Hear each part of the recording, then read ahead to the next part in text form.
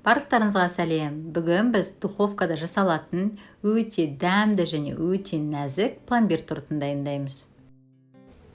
Бұл пешсіз дайындалатын торттардың ішіндегі ең дәмдісі болып табылады және құрамына қосылатын заттар өте қарапайым.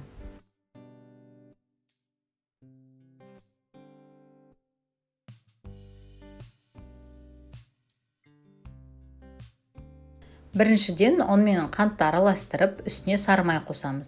Сары майымыз міндетті түрде қатты болуы тиіс. Менікі осылай еріп кетті, сондықтан осындай жұмсақ болып шықты. Сары майымыз қатты болып, оны үккіштен өткізіп, қосып, осылай қолымызбен бір келкі массаға дейін осылай үгіп шығамыз.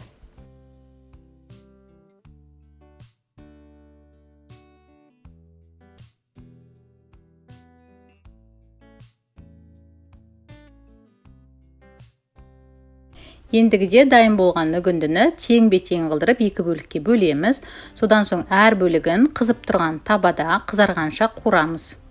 Қуырған кезде міндетті түрде араластырып отырамыз. Бұның иісі өте керемет болып жатыр. Қазір түсін өзгерте бастайды.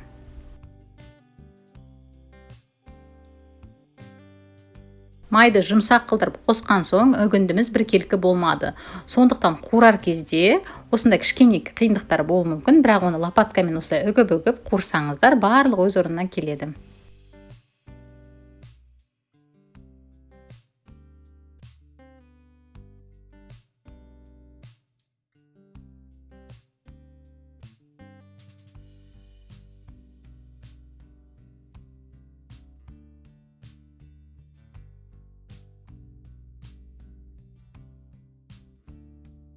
Мінекей бірер минутта осындай керемет үгіндіміз дайын болды.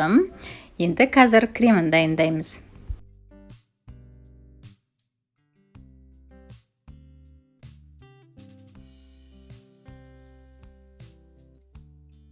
Енді өте дәмді пломбир кремін дайындаймыз. Ол үшін жұмыртқа, қант, ванильный сахар, кукурузный крахмал және қаймақты қосып, біркелкі массаға дейін венчикпен араластырамыз.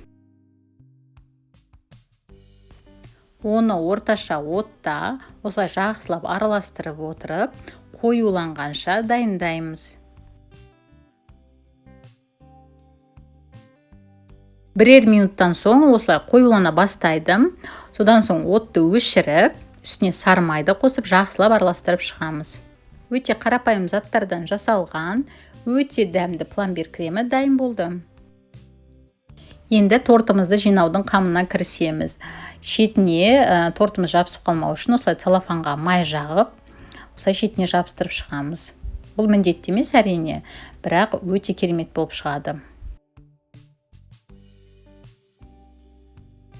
Енді бірінші слой үгіндімізді салып, оны осылай форманың ішіне таратып шығамыз. Үстіне 2-3 қасық крем салып, торттың бойына жағып шығамыз.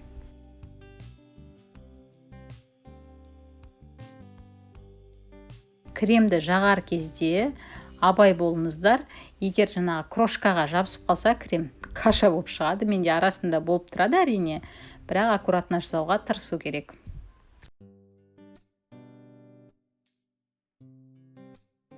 Дәл осылай барлық слойды жинап шығамыз. Менде 5 слой шықты. Бетін қалауыңызша сәндесеңіздер болады. Мен тек үгінділер себе салдым. Содан соң үстіне пакетик кигізіп, холодильникқа 3-4 сағатқа қойып қою керек. Ол сіңіп өте керемет болып қатады. Менде 1 сағат тұрды, сондықтан менікі қатты үлгермеді. Сонда да ол торттың дәмін өзгерткен жоқ, өте керемет болып шықты. Қазір дәмін көремін. Холодильникта менде 1 сағат қана тұрды. Негізі 3-4 сағат не болмаса түнге қойып қойсаңыздар, өте керемет болып сіңеді.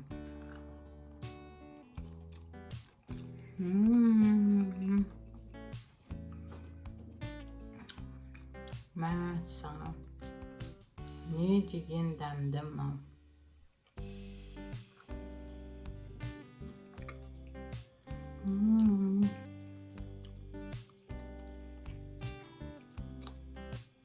Балдай ғой, балдай. Ауызда еріп жатыр. Мынау крем пломбир керемет екен. осы крем пломбирді негізі көп қожықтарға қолдануға болады. Өте дәмді, шынымен балмұздақтың дәмі сияқты.